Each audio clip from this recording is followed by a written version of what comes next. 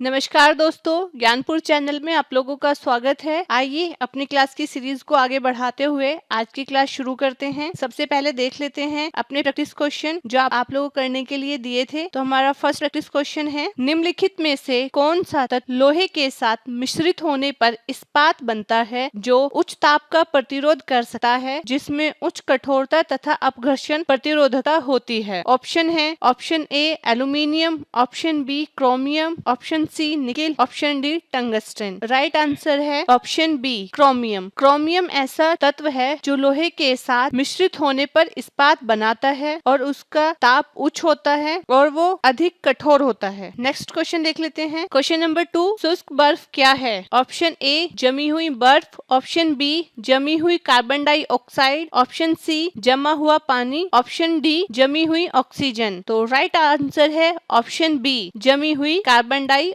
Next question, question number 3, hydrogen को जलाने से क्या बनेगा? Option A oxygen, option B राख, ऑप्शन सी मिट्टी, ऑप्शन डी पानी। तो आप सभी जानते हैं कि जो हमारा जल होता है उसका फॉर्मूला क्या होता है? H2O। तो जब हाइड्रोजन जलेगा मतलब ऑक्सीजन की संपर्क में आएगा तो वो क्या बनाएगा? पानी। तो राइट ऑप्शन हो जाएगा डी पानी। आइए अब शुरू करते हैं आज की क्लास। फर्स्ट क्वेश्चन है, निम्नलिखित में से किस एक को स्ट्रेंजर गैस भी कहा जाता है? Option A argon, option B neon, option C xenon, option D nitrous oxide. Right option है सी जिनोन। जो जिनोन है, जिनोन को आप डिनोट करते हैं XE से। इसका जो परमाणु भार होता है वो होता है 54 और इसकी 1898 में खोज की गई थी विलियम रामसे द्वारा। रामसे और इनके एक और सहयोगी मित्र थे मॉरिस। तो दो वैज्ञानिक थे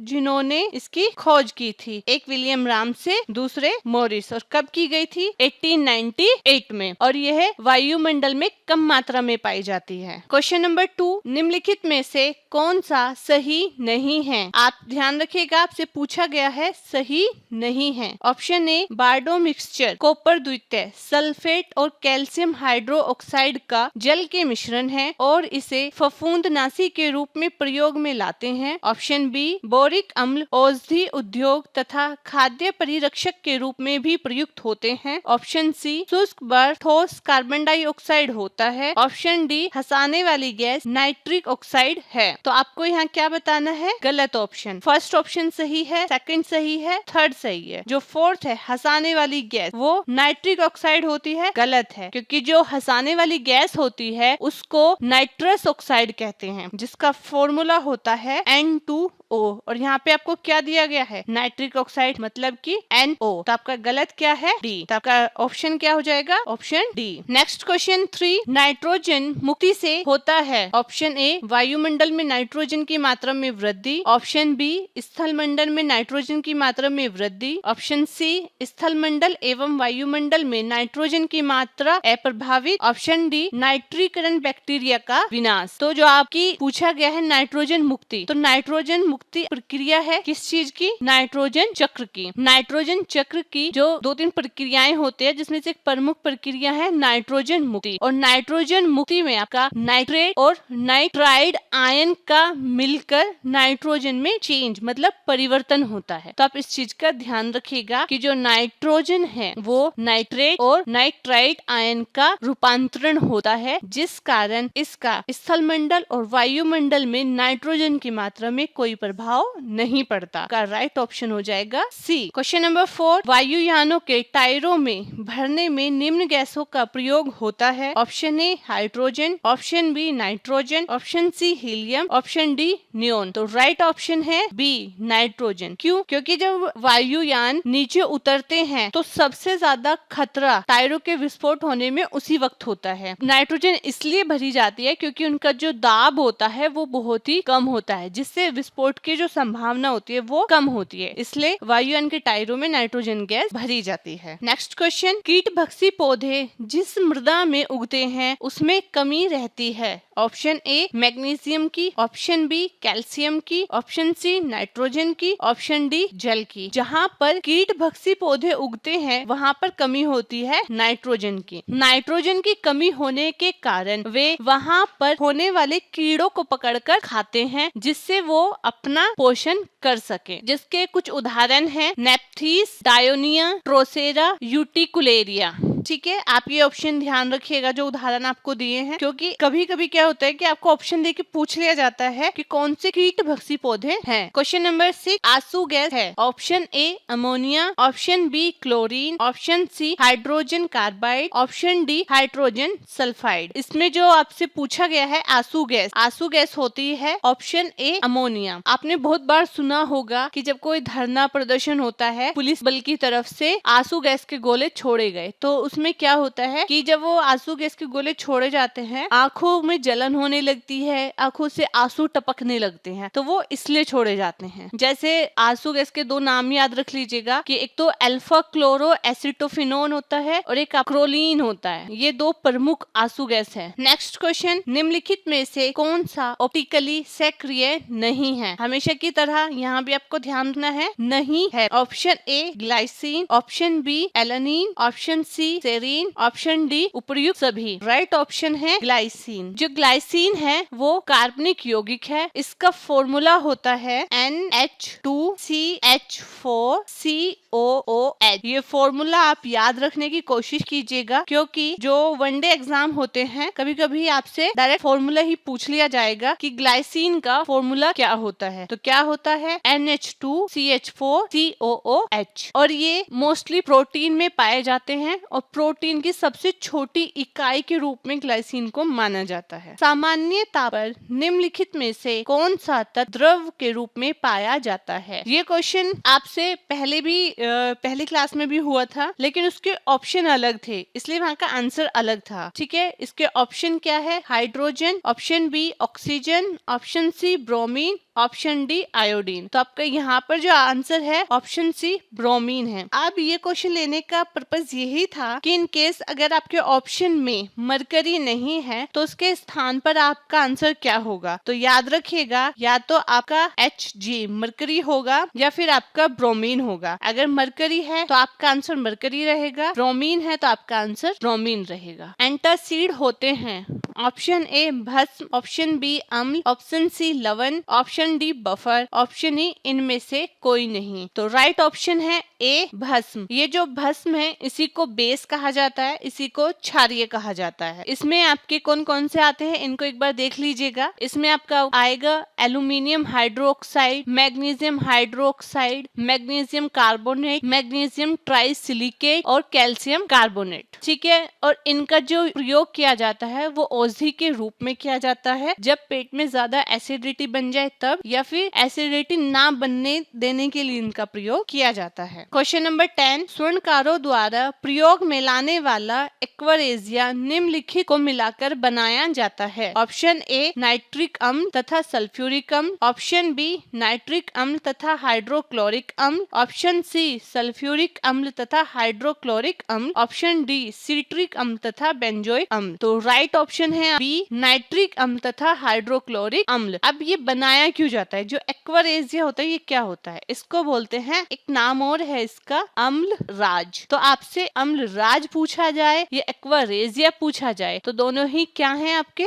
एक ही चीज है। और इनका जो प्रयोग किया जाता है, स्वर्णकार होते हैं ये गहने आदि बनाने के लिए इसका प्रयोग करते हैं। या आपसे पूछा जाए कि आभूषण बनाने में किसका प्रयोग किया जाता है, तो एक्वारेजिया या अम्ल राज का किया जाता है। और जो ये अम्ल राज होता है मोस्टली करता क्या है, ये जो हमारी नोबल गैस होती है जैसे प्लेटिनम हुई, ये इसको गलाने का काम करता है। क्वेश्चन नंबर 11, एक विलयन लाल लिटमस को नीला कर देता है, विलयन का पीएच है। तो आपको पता है कि स्केल होती है जिसको हम पीएच स्केल बोलते हैं, और उसपे नंबर्स होते हैं 17 तक। इसमें एक नंबर होता है 7। अगर आप 7 के इधर जाओगे तो वो चीजें क्या कहलाएंगी कि वही सब अम्लीय हैं। अगर 7 से अधिक होगा तो वह सब चीजें क्या होंगी? क्षारीय होंगी। ये क्वेश्चन बहुत ज्यादा पूछा जाता है, या तो कभी किसी का आपको नाम दे के पूछ लेंगे, जैसे नींबू का नाम दे के पूछ लेते हैं, सिरके का नाम दे के पूछ लेते हैं कि अम्लीय की क्षारीय है। तो उनके पीएच मान आपको याद करने होंगे। कोई भी आप साइंस की बुक देख लीजिएगा, ढूंढिएगा, उसमें आपको ये मिल जाएंगे। तो आप पहले अपने इस क्वेश्चन को देख लेते हैं। इसका जो ऑप्शन दिए गए हैं, option A 7, option B 1, option C 5, option D 6.5, option E उपर्युक्त में से कोई नहीं। तो इसमें जो पूछा गया है कि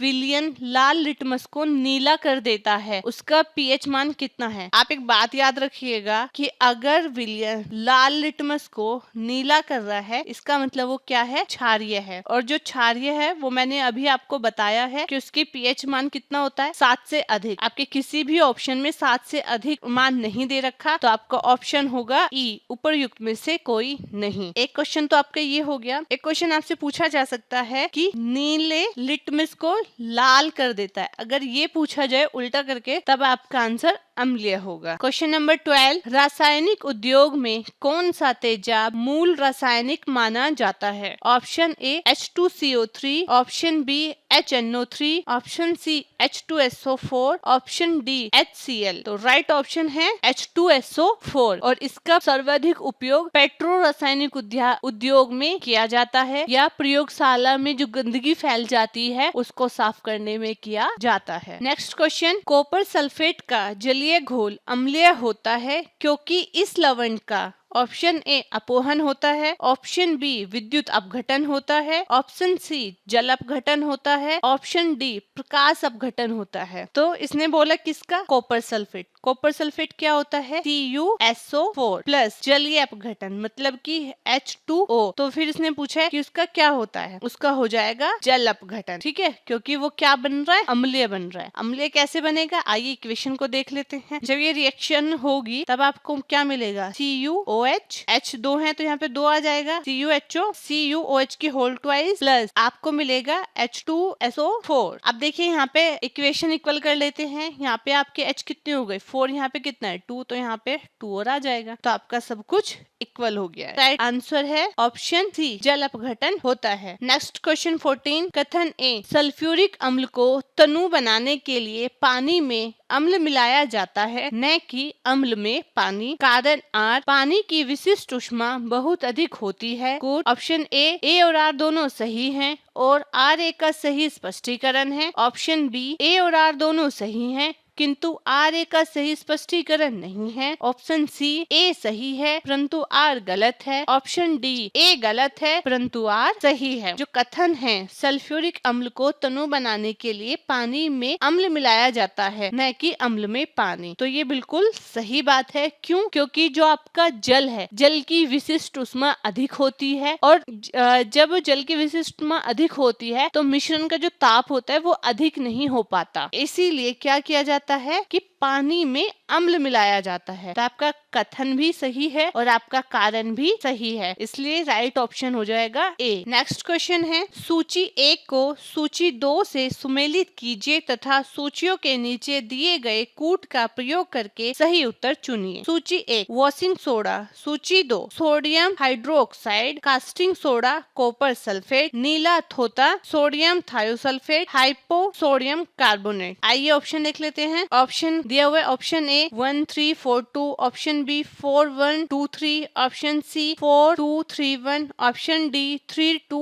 1 4। तो देखिए इसमें आपको मैच करना है, तो वापस क्वेश्चन पे चलते हैं। तो जैसे मान लीजिए आपको पता है वॉशिंग सोडा, तो वॉशिंग सोडा को आप क्या बोला जाता है, सोडियम कार्बोनेट। ए का 4, देखिए ए का 4 आपके पास यहाँ पर है और यहाँ पर है, तो आपके पास 2 ऑप्शन बचे, बी और सी। ए भी कट गया और डी भी कट गया। नेक्स्ट देख लेते हैं कास्टिंग सोडा। तो कास्टिंग सोडा क्या होता है, सोडियम हाइड्रो ऑक्साइड, बी का 1। नेक्स्ट देख लेते हैं बी का 1, देखो बी का 1 यहाँ है लेकिन यहाँ नहीं है, सी बी कैंसिल, ऑप्शन हो जाएगा बी। नेक्स्ट क्वेश्चन, निम्नलिखित कथनों पर विचार कीजिए। ए, निर्जल सोडियम कार्बोनेट साधारणतः पाक सोडा, बेकिंग सोडा के रूप में जाना जाता है। 2, अग्निशमकों में पाक सोडा, बेकिंग सोडा का उपयोग होता है। 3, विरंजक चूर्ण का उत्पादन हेसन क्लेवर संयंत्रों में होता है। कथन दिए गए हैं, इसमें आपको बताना है कि कौन सा सही है, सही कथन चुनना है। ऑप्शन 1 2 और 3, ऑप्शन बी 2 और 3, ऑप्शन सी केवल 3, ऑप्शन डी 1 और 2। तो आइए देख लेते हैं एक बार। इसमें आप एक चीज देखिए, इसमें जो ये दिया गया है अग्निशमकों में पाक सोडा बेकिंग सोडा का प्रयोग किया जाता है, तो ये एकदम सही बात है। और विरंजक चून का उत्पादन हेसन क्लेवर संयंत्र में होता है, ये भी सही बात है। 2 और 3 ये सही है, ऑप्शन बी सही होगा। और ये जो आपका ब्लीचिंग पाउडर विरंजक चून वाला है, इसे आप हेसन क्लेवर संयंत्र भी बोल सकते हो और बैकमैन भी बोल सकते हो, याद रखिएगा इस चीज को। नेक्स्ट क्वेश्चन, निम्न में से कौन सा एक कथन सही नहीं है? ऑप्शन ए NaCl की मौजूदगी में पेरिस प्लास्टर के स्थापन दर में वृद्धि होती है। ऑप्शन बी सीमेंट में जिप्सम का योग उसके स्थापन दर को मंद करने के लिए प्रयोग किया जाता है। ऑप्शन सी सभी क्षारीय मृदा धातु जलायोजित लवण उत्पन्न करते हैं। ऑप्शन डी बेरियम तथा स्ट्रोंशियम प्रकृति में मुक्त रूप में पाए जाते हैं। तो इसमें आपको क्या बताना है? गलत बताना है। गलत ऑप्शन है डी, बेरियम तथा स्ट्रोंशियम प्रकृति में मुक्त रूप में नहीं पाए जाते। ये जो हमारी आवर्त सारणी होती है उसके द्वितीय समूह में पाए जाते हैं, और ये तत्व दोनों ही, बेरियम को आप Ba से डिनोट करते हैं जिसमें 2 पॉजिटिव चार्ज होते हैं, और स्ट्रोंशियम को आप Sr से डिनोट करोगे जिसमें 2 पॉजिटिव चार्ज होते हैं, और ये प्रकृति में मुक्त रूप से नहीं पाए जाते। ये तत्व बहुत ही क्रियाशील होते हैं और वातावरण के संपर्क में आने पर जल्द ही यौगिकों का निर्माण कर लेते हैं। तो इसने कहा था ना कि ये मुक्त रूप में पाए जाते हैं, तो ये गलत है। नेक्स्ट क्वेश्चन, निम्नलिखित पदार्थों में से कौन सा फोटोग्राफी में तथा एक एंटीक्लोरो के रूप में भी प्रयुक्त होता है? Option A chrome red, option B sodium thiosulphate, option C hydrogen peroxide, option D calomel. तो राइट ऑप्शन है बी सोडियम थायोसल्फेट। जो सोडियम थायोसल्फेट है ये एक रंगीन क्रिस्टल तत्व होता है, और जो आपको दिया गया है एंटीक्लोरो, वह तत्व होते हैं जो क्लोरीन की अधिकता को निष्प्रभावी करने में प्रयोग किए जाते हैं। एंटीक्लोरो क्या होते हैं? जो आपकी क्लोरीन की अधिकता को कम करने के लिए प्रयोग में लाए जाते हैं। नेक्स्ट क्वेश्चन, फोटोग्राफी में उपयोगी तत्व है। Option A silver nitrate, option B silver bromide, option C sulphuric acid, option D citric acid. तो राइट ऑप्शन है बी सिल्वर ब्रोमाइड। जो सिल्वर ब्रोमाइड है, अगर आपसे पूछा जाए कि फोटोग्राफी में किस चीज की परत चढ़ाई जाती है, तो आप याद रखिएगा सिल्वर ब्रोमाइड की ही परत चढ़ी होती है उस पे। तो आपका राइट ऑप्शन हो जाएगा बी। ये हमारा लास्ट क्वेश्चन है इस क्लास का। आयनी यौगिकों से संबंधित निम्न कथनों पर विचार कीजिए। ए आयनी यौगिक अल्कोहल में अविलय होते हैं। 2 ठोस अवस्था में आयनी यौगिक विद्युत के उत्तम चालक होते हैं। इनमें से कौन सा से कथन सही है? केवल एक, केवल 2, दोनों, एक और 2, दोनों में से कोई नहीं। तो आपसे पूछा गया है आयनी यौगिकों से संबंधित। तो एक बात तो याद रखिएगा कि जो आयनी यौगिक होते हैं ये ठोस अवस्था में विद्युत के उत्तम चालक नहीं होते हैं। तो आपका ये कथन तो गलत हो गया। फर्स्ट कथन है आयनी यौगिक अल्कोहल में अविलय होते हैं, तो ये बात सही है। तो आपका ऑप्शन ए सही होगा, केवल एक। आइए आज के प्रैक्टिस क्वेश्चन देख लेते हैं। फर्स्ट प्रैक्टिस क्वेश्चन है, फोटोग्राफी में स्थायीकरण के रूप में प्रयुक्त होने वाला रसायन है। Option A sodium sulphate, option B sodium thiosulphate, option C ammonium persulphate, option D borax सुहागा। नेक्स्ट क्वेश्चन है, सभी जैव यौगिक का अनिवार्य मूल तत्व है। Option A nitrogen, option B oxygen, option C carbon, option D गंधक। नेक्स्ट क्वेश्चन, निम्नलिखित तत्व समूहों में से कौन सा एक पृथ्वी पर जीवन की उत्पत्ति के लिए मूलतः उत्तरदायी था? Option A hydrogen oxygen sodium, option B carbon hydrogen nitrogen, option C oxygen calcium phosphorus, option D carbon hydrogen और पोटेशियम। आप हमें इन क्वेश्चन के आंसर कमेंट बॉक्स में दीजिएगा। उम्मीद करते हैं आपको हमारी क्लास अच्छी लग रही होगी। हमारी क्लास को अधिक से अधिक लाइक करें, शेयर करें, कमेंट करें और हमारे YouTube चैनल को सब्सक्राइब करें। धन्यवाद।